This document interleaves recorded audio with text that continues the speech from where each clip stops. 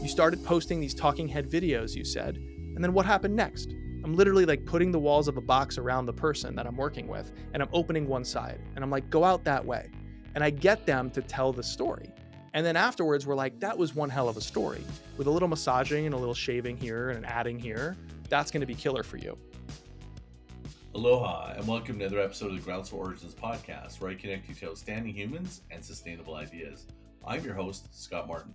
Today, we have the one and only Jay Acunzo, who's the podcast host of Unthinkable, which has been around for a lot. I think he's got several hundred episodes. He's written 2 books called The Creator Compass and Break the Wheel.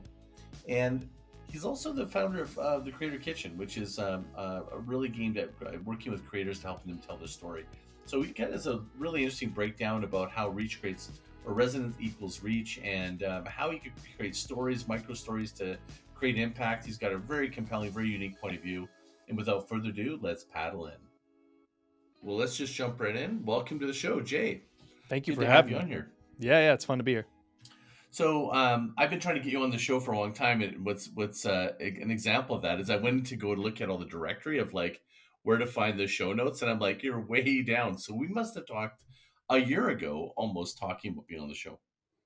Probably, yeah. Yeah, I've been following you on social media, and I gotta say straight up, you're one of the very few people that shares a lot of the same point of view on a lot of topics. So I'm hoping to kind of mind meld with you a little bit to see a little bit more about your point of view on the world. But before we go into that, I thought it'd just be great for everybody to get to know you. So if you don't mind, give a little bit of background. You got a podcast, you got a couple books, you've got the Creator Kitchen, you've been in this industry for a long time. Can you give me just a real rapid rundown just to get people caught up with you? Yeah, the best way to understand me is to understand what I stand for. It's a lot of words that sound like stand in that sentence. I want to help people make things that matter. There's a lot of commodity content and copycat thinking, and there's a lot. I like to joke with people that it's never been easier to create mediocrity at scale. That's kind of the backdrop that we need to stand up in front of. But the good news is it produces a lot of gray, and if you know how to shine bright in your own color, it's an advantage, actually. So to everyone producing commodity content, thank you. Abusing AI tools, thank you. You're making our job a lot easier.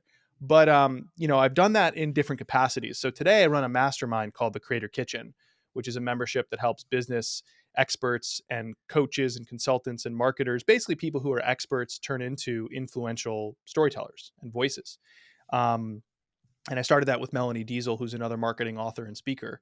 And a lot of my work has centered around creating shows for brands like Drift and Wistia and Help Scout, and consulting companies like Salesforce and GoDaddy. And before that, I was in-house working at a VC firm and a tech startup. I was the head of content at HubSpot briefly and worked in a sales job at Google. So I kind of moved around the tech scene. But the through line throughout all of it was this necessary focus on trying to learn how to resonate with people. And if my listeners to my show or my readers to my newsletter were asked what one word describes Jay's work, it would be that. It would be the idea of resonance in a world so obsessed with reach, and trying to help people understand that the ability to resonate is itself a craft. It's a skill. And we ought to be focused on that because that's where our results come from. And I think we're just losing the script too much, trying to produce more commodity content in the name of reach. And it's not effective. And it also is just not rewarding.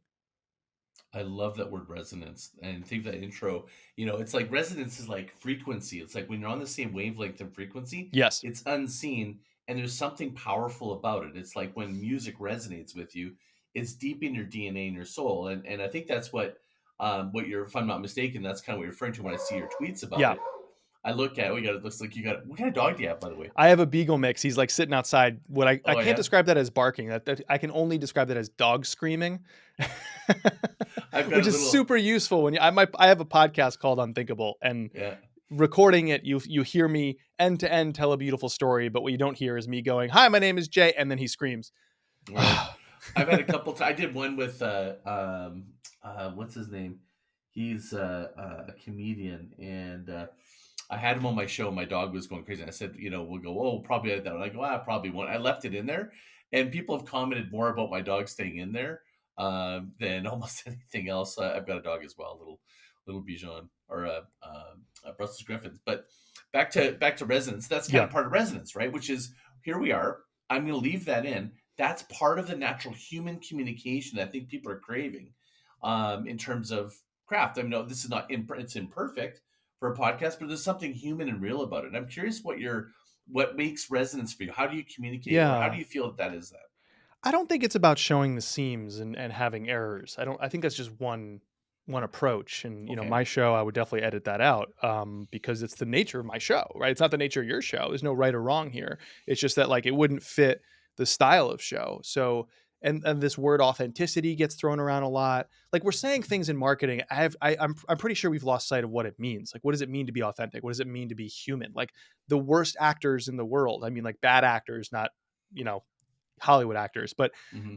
that is human, right? To be a jerk to somebody is human. It's not what we're going for. If I'm authentically feeling very tired or cynical today, you don't want me showing up like that. I certainly don't want somebody who's like fixing my car, operating on my dad's heart or something, to be authentically how they feel at all times. So I don't know where the focus has drifted towards those words, like why.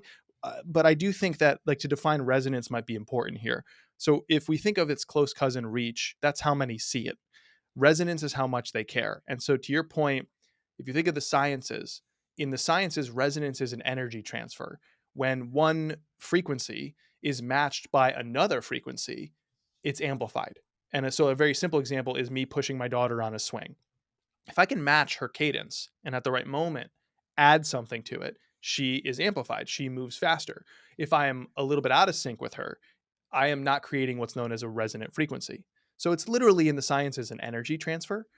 It's in the emotional arts and the emotional work that we do. It's the imparting of the energy needed to act. So I define resonance as the urge to act that someone feels when a message or a moment spent with you aligns so closely to your own lived experience or beliefs that they feel amplified. Their thoughts, their emotions, even their abilities feel amped up. And so they have this energy necessary to take an action, which is what we want, right? So we're all in the business of sparking action, which means we're all in the business of learning how to resonate. And you can do that in myriad ways. A lot of my work looks like some kind of performance on a stage, in a narrative podcast, even in a LinkedIn video, which is just a talking head. I'm crafting a story sort of in real time, constructing it. Um, you're really not getting a lot of the seams, like the stitching or the behind the scenes from me.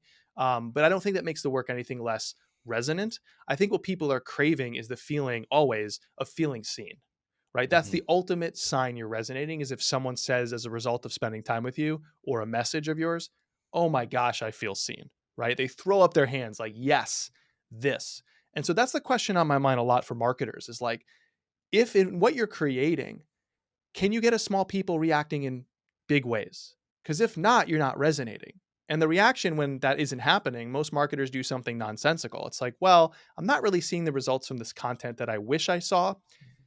And so I better put it in front of way more people. Like that's the response. And that never made sense. You can reach some people now. Those some people like you. Now, they are signaling to you the work isn't working for them. Why do you think then that the people you've already earned the trust of are saying, not it, not great? Why is the response that I better put it in front of more people? It never made sense to me. So typically we think we have problems relating to reach. If I could just reach more people, I actually think that the problem is relating to resonance. You're not ensuring they care. If you know how to make people care, the reach either becomes easier to build, or you never need to think about it because the people who care deeply about you share your work for free. Love that. What a great description. And thank you for that. Like the seam, I've always thought that a little bit of the seams and showing a little bit of the rough edges is sort of a little bit of counterbalance to what I believe is coming, which is this perfection. It's gonna be an overload of perfection content with AI. Seemingly, we're gonna almost like look for a little bit of impression to know that it's human. That's maybe where I kind of go there, but not Yeah, necessarily. I'd But it's shift I like that. your expression. Yeah. I'd shift that a little bit. I use a different P word, perspective, right? Okay. Like what is something you can bring and only you can bring is perspective. So if I prompted a tool to say, teach me how, like write an article encouraging people to try new things. It might open like in some very generic fashion. Like studies show that human beings are not really afraid of the task in front of them. They're afraid of the unknown. And that's why we don't try new things. All right, it's pretty generic to start our article. But I could start much differently. I could start by saying something like, for years, Scott, I was afraid of making espresso. I have a beautiful machine in my kitchen. It's embarrassing because I'm Italian. But my wife makes it every day. She's not Italian. And I would ask her constantly to make it, or I would agonize over the research and try to figure out the best way to use this machine, right? But today I make espresso every day. Why do I do that? Because one time I decided to make it. So literally I tried it once and now I do it every day. And when I tried it that one time, I realized, oh, I've wasted a lot of time trying to agonize over this thing, trying to perfect it, trying to do the research, following the espresso influencers, asking my wife, like outsourcing it to her or not doing it. Wasted time, wasted energy. Because it turns out I wasn't scared of doing the thing. I was just scared of the fact that it was a new thing. And the science shares this. The science suggests that most of the time we're not really afraid of the thing. We're afraid of the unknown. And if that's the case, we should move quicker to make the unknown known. So whatever you're staring down, whatever feels new and scary to you, stop doing all this agonizing and just try the thing once. Because even if you don't then figure it out, which you might, at least your research becomes more productive. Okay, so same prompt, right? But what you saw was AI in some generic fashion doing it one way. It's very polished. It would be delivered in nice language. JI, if you will, like I did it an entirely different way. It can also be perfect language, no errors, well constructed. It could be quote unquote perfect. It doesn't have to be messy, bad, or error ridden to prove that it came from me. What needs to be there, though, is my unique perspective. So the summary of this is, think of it this way. AI and human beings both run on LLMs. AI has large language models. Human beings have little life moments. And the problem is that while AI can't help but use and rely on its LLM, most of us don't use ours. We're not observing the world and the tiny things that happen to us and imbuing that stuff with meaning and then using it as storytelling. But that's our unique advantage, right? So use that. And if your way is to be off the cuff and messy and have some errors leak into the work, great. If your way is to polish it and clean it up and have some pristine narrative or highly produced visual or video, great. It's not really the production value that will determine is this human or is this not. What is human is it's drawing from your human LLM, your little lived moments. Which is really, and I like that. I remember I was reading your posts on that, and that's the way you're describing that. I feel a little more detail on that for someone that's listening. My understanding is it's really more expressing your experiences, your perspective, your unique unique point of view that kind of ties in something that's unique to your experience, human experience. Is that right, or is there a more better way of describing it?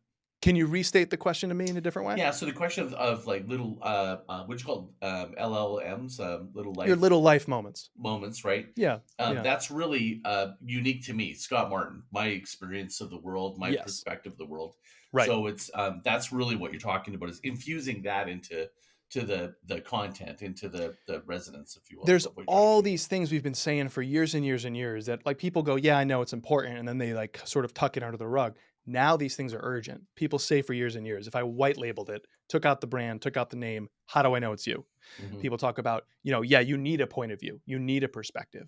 You need an angle into this topic that everyone else is also talking about. You need a hook. Like there's these things that are in the zeitgeist and have been for quite a while. It's just that we've downplayed them. Like I've been in my corner beating the drum for these things for years and years.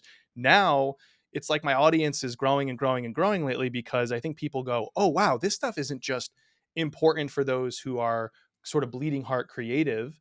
It's also important for every function in business, for everybody who's a communicator in any way to figure this stuff out. So what I've always seen as mission critical, people now understand as urgent. So if I'm looking at the perspective of a lot of people in my audience that are an agency, they're delivering services to their client. Can they deliver these little life moments, or does that really have to be done directly from the client? Like how do you like a lot of outsourcing, Yep. they're when they're working on it, one of the challenges I see that happens is they kind of go to the center. They try to go to what can be repeatable, what can be easily communicated in terms of simple language, but they can't really talk about, because they're the agency. They're sort of like a little step removed on their experience with using it, unless they're an actual client. How does an agency do it, or is that really Yep. what we're saying is that now you've got to internalize it? No, not at all. Repeatability and doing something that feels human or uniquely yours, not in conflict at all. In fact, I think they're very harmonious. And I'll give you an example. A lot of my clients come to me and they're established experts. They've been creating sort of generalized expertise based content for years and years. Hey, I've done it and you can too. And here are my 6 steps for doing it. And they're seeing just how not passionate anybody is about their work anymore, if they ever were. And maybe they're also losing interest in it. And so people will come to me and say, I have a podcast. It's plateauing or not taking off. I want to do more public speaking, but I don't want to be a breakout. I want to be a keynote to the whole main stage, where I want more of those types of talks. Or, hey, I know I need to build my personal brand, but I want to do it in a way that feels like it's unique to me and not just look at like all these hustle bros out there. And it's like, yeah, I get it. So now my job is to tease out of them something about their perspective to apply to the big idea, or what I call the premise, driving their show or their keynote or their overall brand. Right now, I need to do that in a repeatable way because I'm a freelancer, I'm a contractor, I'm a hired gun to help them. So it is repeatable. And I move them through a series of prompts. And so my response to the agency question is, now your job is to extract their perspective and synthesize it and tighten it and give it language and prompt them and question them and push them, etc., until what you have are these raw ingredients that you now know how to turn into a killer dish, because that's why you're hired. You're hired for your vision and your ability to synthesize your taste. So I was talking to a woman this morning in a coaching call, and she had hired me because she's in the self-help space and she knows she wants to help people develop better habits. Some of these people are entrepreneurs, and some of these people are, maybe in their lives, they want to have a better diet or, adopt a mindfulness practice. They know that on the other side of a behavior change and a habit they need to develop or kill is a better life or a better job, but they can't seem to make that change. And what she laid out to me was this sort of messy explanation that sounded like James Clear's Atomic Habits, or pretty much anybody talking about using small steps to develop habits for the long haul. So she's now commodified. She's yet another, not the only. And so I just started leading her through a series of prompts. I was like, so, okay, first, we are going to speak from the heart, I said to her. I want the 2-drink minimum, Scott, not the on a stage positioning myself to sound smart, Scott. What's the problem you solve? Rant against it for a time. And so she gives me this whole mess of stuff, and I'm furiously writing things down. I said, okay, you know what I noticed? And I followed up with a few questions. I said, you know what I noticed after our little interview here, when you were being honest and kind of giving me what's in your diary, not what's on your homepage, is you use the word just and should whenever describing the enemy of your story. Yeah, all these people out there trying to help you with your habits, just buy this tool, just try this technique, or here's this thing you should do. It's like, if it was really that simple, shoulds would become dids, justs would become dids. You wouldn't need this. So what's missing here? And she's like, well, the reason people aren't adopting these things, the reason these things aren't working, is there's actually something that happens before you make a behavior change. It's the physiological safety that you're lacking. So it's fine for a very privileged white straight male who's very affluent to say, just do this, and that advice works for him and others like him. But if you have a different circumstance or a different set of beliefs or a different upbringing or a different set of privileges or less or fewer privileges, or if you have tried to do that stuff and it didn't work and now that's in your brain, there's all these reasons why you're kind of acting like our early ancestors who don't want to be on the fringes lest they get picked off by a saber tooth. Don't raise your hand. Don't stick your neck out. Don't wear the dress that you want to wear. Don't wear the blazer you want to wear. Why? Because you'll be ostracized. Your body isn't saying to you, you're going to die. You're not like physically unsafe, but physiologically, biologically, you're actually like, I got to play it safe all the time. So if you're coming at this behavior change, which is a new thing, without embracing that about our brains and our bodies and our biology, then any of the advice, it won't work for you, right? So what she identified just by vomiting words at me from a place of truth, she got to this thing that no one else is talking about that is going to become her whole platform. Like, yes, everybody else is talking about behavior change. Unlike other people, I talk about it through the lens of first, this needs to happen before the actions need to happen, right? I address the illness. Everyone else is addressing symptoms. That's her perspective. That's not mine. But I have a checklist of questions I've gotten really good at asking as a service provider to tease out her perspective. Give me the raw lump of clay. I'll help you shape it because I know language, but you know you. You know your perspective. You know your life. I want access to that. Give me it. So that's how you do it.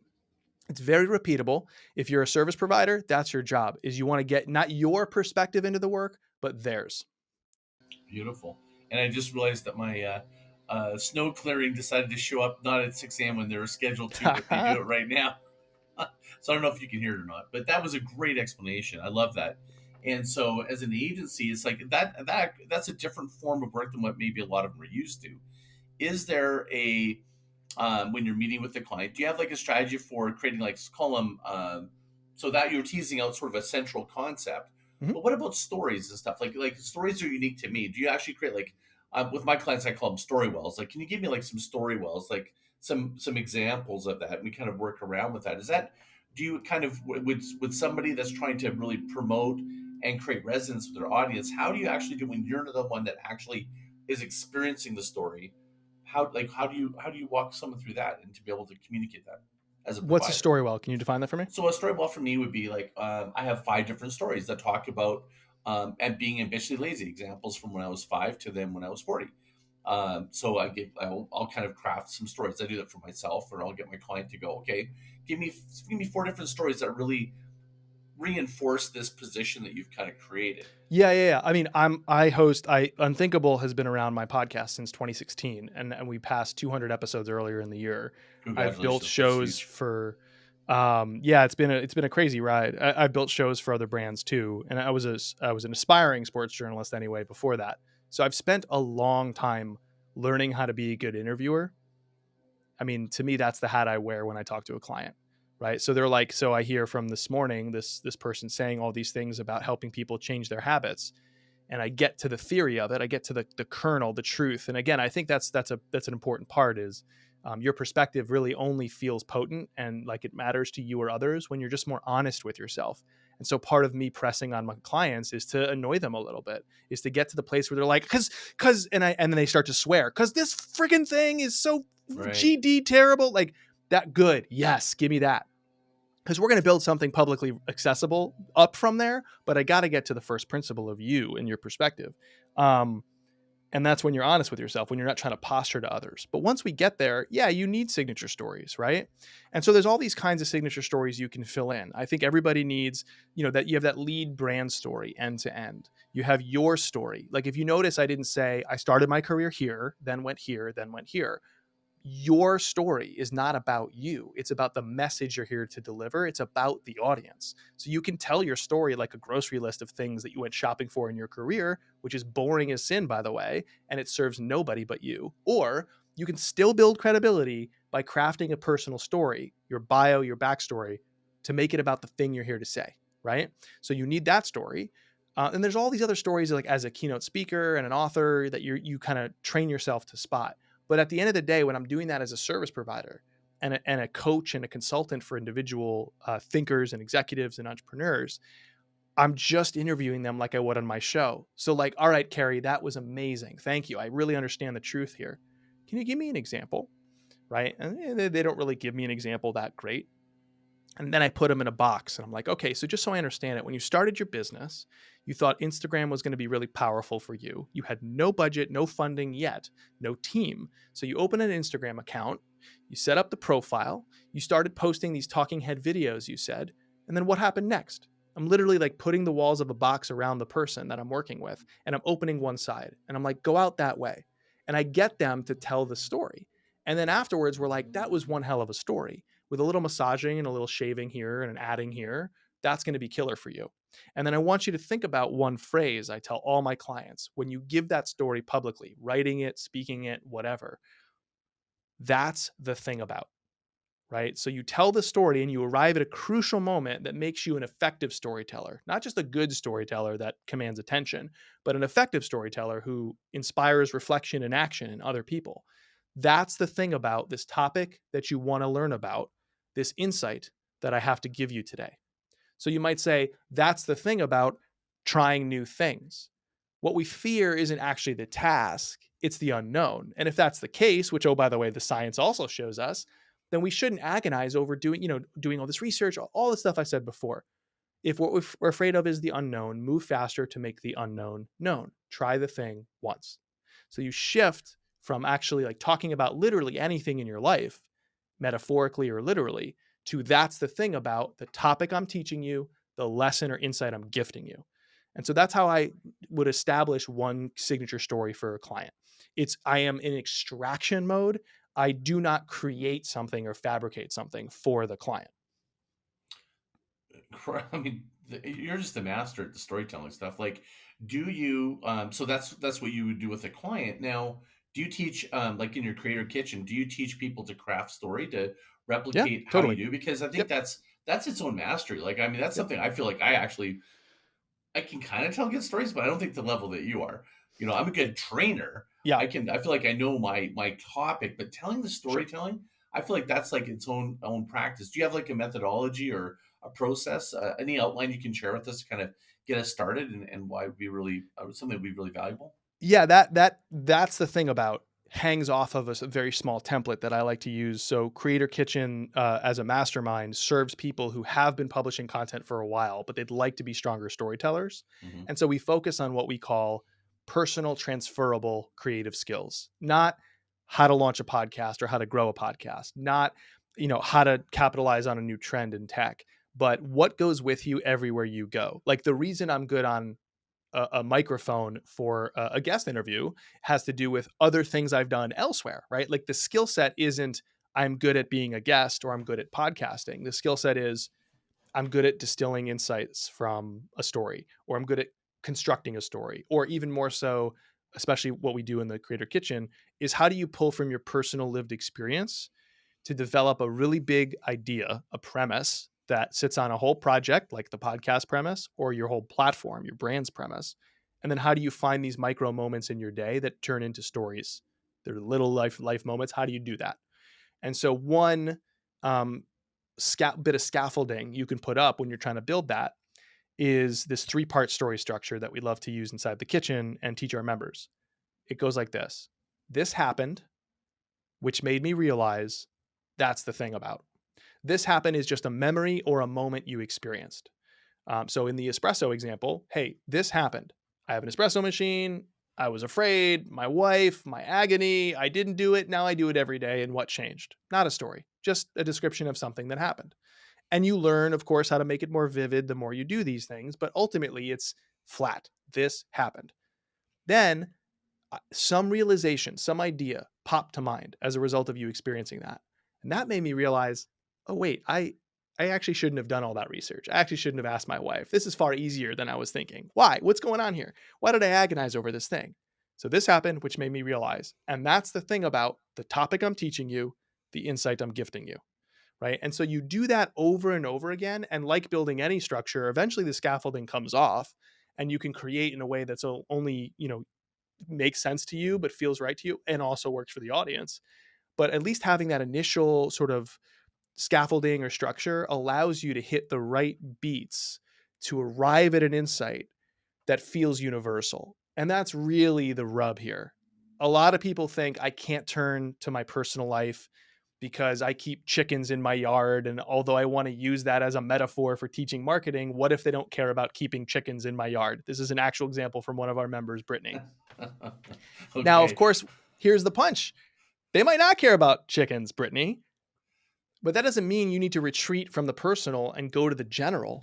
In general, marketers today, no, don't do that. Stick with the chickens, stick with the story, but go further inward because there you move past the topic of your own story and the action of your own story and you get to the emotional stakes, right? Like me talking about coffee, you might not care about making espresso, but you've probably agonized over something.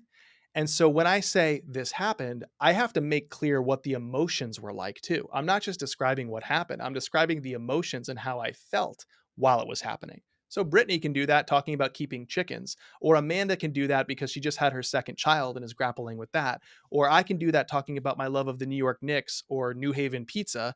And you might not care about any of those on surface, but you also might not be able to relate to a superhero who has spider powers, or a soccer coach who used to be a football coach here in the States and moves to the UK, or a horrifying villain, or a wonderful romance story. Like these things on face might not actually be relevant to you, but all of our favorite storytellers and all of our most effective stories we have in the zeitgeist, they go beyond the topics and the action to connect with audiences around the emotional stakes. So really it's a paradox. You can tell a story about your personal life and anything about it. Fun stuff, serious stuff, hobbies, weird things, doesn't matter. But you have to go all the way internally. And the paradox is to connect deeper externally, go deeper internally, because you got to get to the emotional stakes of the story. And is this how close is this to the hero's journey?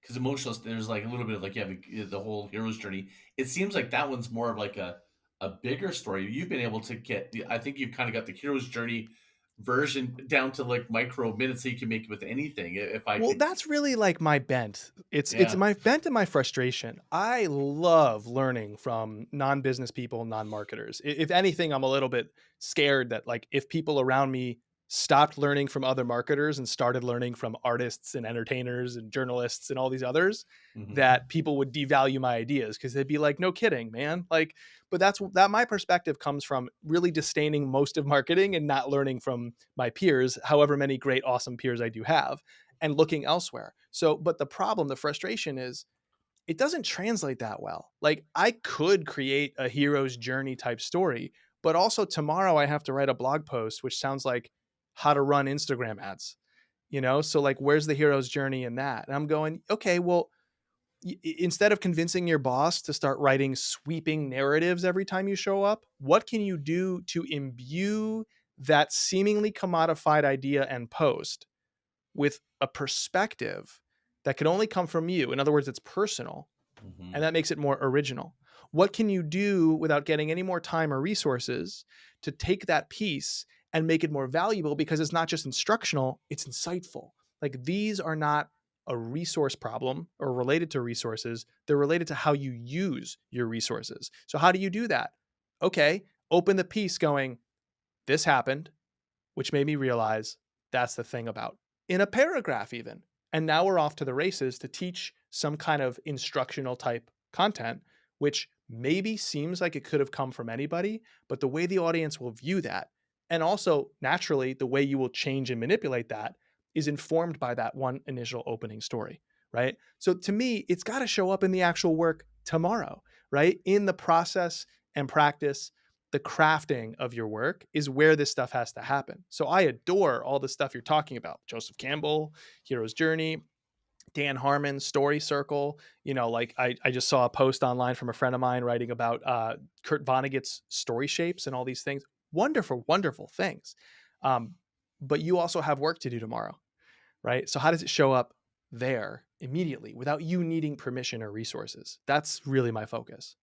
I love it. Well, in this today's environment, little bite-sized pieces and breaking it up and finding insights and record. It's so cinematically big to do the hero's journey to like you said, like a simple post. So that's astounding. I love it. I've loved that framework. The other framework that I loved, and I again I'm going to refer to the stuff that I follow you on is you gave a really good example, a grid of commoditized content. Yeah. And I feel like that sort of like segues into AI, and then I want to finish a little bit on personal branding because I know Sure, we have sure, sure. timing. So, could you describe this framework? And I'll end Mhm. up putting it in the show notes, links to it. But it's brilliant because it really helps people understand how commoditized content's becoming, and actually, frankly, I think how simple it could be to get outside of this zombie content that we're creating Right, in the world. right. Well, ultimately, what I did without knowing it, thank you for leading me here, is I didn't give you the framework. I did give you the movement throughout the framework, which is from commodified content to content that resonates. And, you know, the commodified way of explaining to somebody you should try new things was that like very generic, oh, studies say in general, blah, blah, blah. That's commodified. And something that feels like it can resonate more emotionally might sound like a quick personal story or some kind of personal perspective imbued into the work. So I gave you the motion on this framework. Now let me give you the framework. So I want you to picture two axes, the vertical and the horizontal, because there are two traits, two features of your work which determine how high impact or not it is. So we want to create things that are higher impact. We want to get off the content hamster wheel, stop creating thing that wastes resources and is forgettable and ineffectual for our brands and doesn't affect our audiences at all either. How do we do that? Think about being higher impact as being directly proportional to two traits of your content: its value to other people and its originality to you, right? So the vertical axis is its value. All the way at the bottom, you have informational content. It's pretty low value. Like, what is AI? or the bio and backstory of Anthony Bourdain, my favorite storyteller, or the 6 fastest growing brands today reported using some data, informational content. It's the lowest value content. I'm not saying it's no value, low value. A little bit higher up is instructional. Now, the difference between informational and instructional is you give directions, right? So informational is like, here's a map. It's of North America. You have it now. But instructional is like, you want to go to the X. We're at the current starting point. We're at this dot. I'll draw a red line to the X. But the problem is, as you hand them that instruction, you created a direction follower. So when they encounter a variable you didn't anticipate, like a tree falls on their path, they don't know what to do. But way more valuable than that is something that's insightful. So the opposite of informational is insightful. That's like handing them a compass. They can navigate. They know their true north. They can go anywhere with it, even if they find an obstacle you couldn't anticipate. And so informational, the 6 fastest growing brands. Insightful, why are they growing so fast? Informational, what is AI? Insightful, why we should be thinking about using AI in small business, service provider businesses today. Informational, the backstory of Bourdain. Insightful, what made him such a powerful storyteller, right? And so if AI is trained on the content of the internet, then you are going to be trained on the content of your own life. And you can use that perspective to figure out, what's this insight from my perspective? No one's going to say, and this is the objective right insight to pull out from whatever you're teaching. There is a moment of stepping out over the wire to trust yourself. Because if informational content merely updates people, insightful content empowers them. That's what we're going for. So that's the value spectrum. Really quickly, the other spectrum is originality. And on one extreme, you have general, 6 tips to build a better podcast. And on the other, where we want to be, is personal. From your personal perspective, I want to dissect 3 amazing podcasts and teach you what I see about them, arriving at my steps for building a better podcast, right? Or you have a brand mission or a personal mission that informs the work. So can you create something that is at once insightful and personal from your personal perspective? And it doesn't just give them a set of instructions, but actually a profound insight that changes them.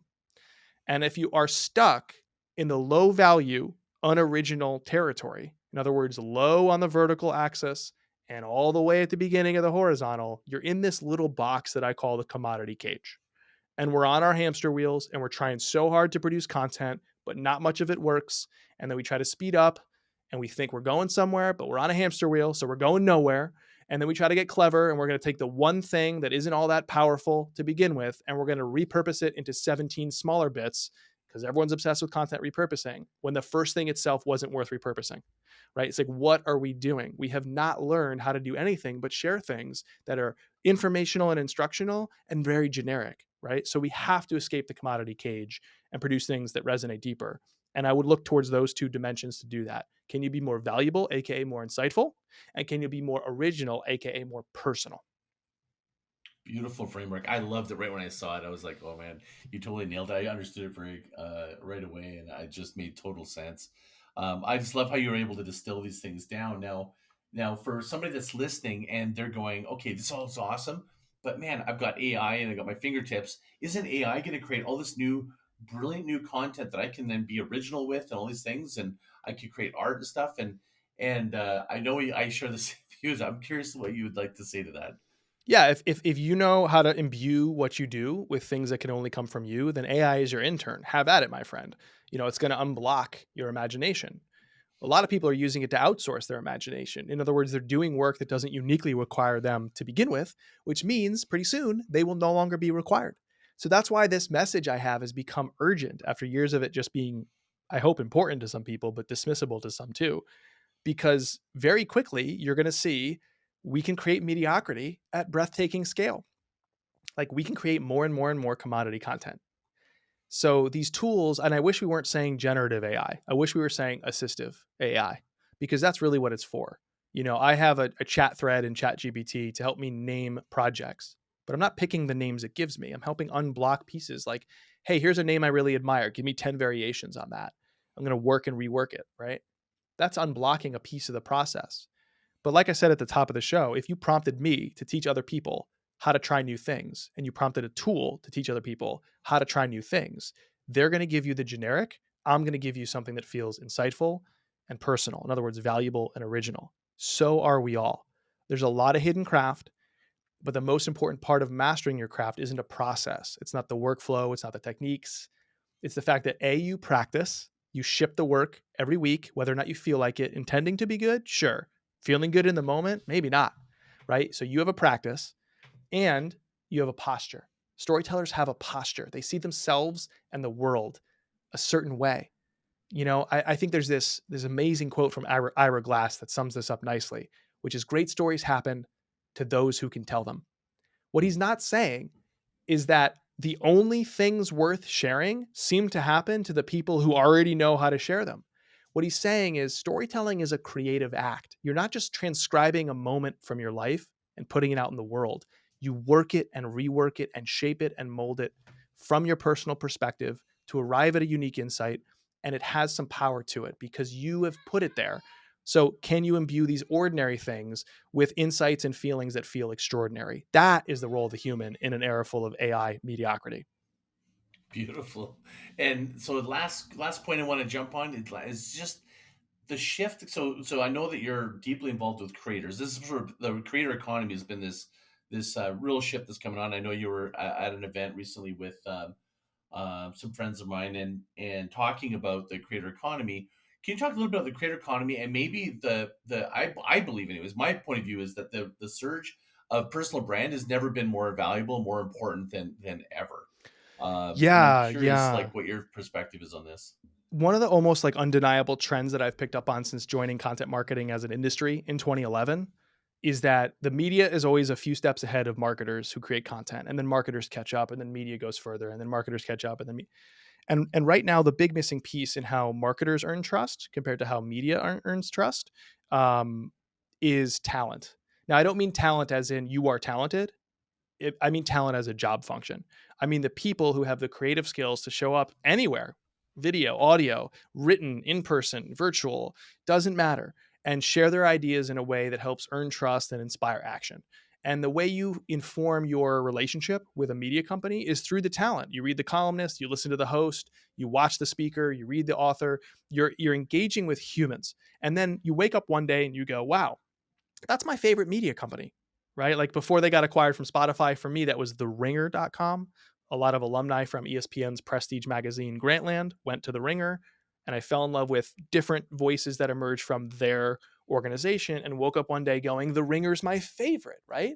Now I trust them more. Now I'll give them the benefit of the doubt more. Now, if I need a podcast recapping Loki's season 2 finale, I'm going to go find it on The Ringer's podcast network. Why? Because they're my favorite. That's where we want to get to. Not the best, not the most followed. There's no objective ranking here. You're not Steph Curry and we're talking about the number of threes you've hit.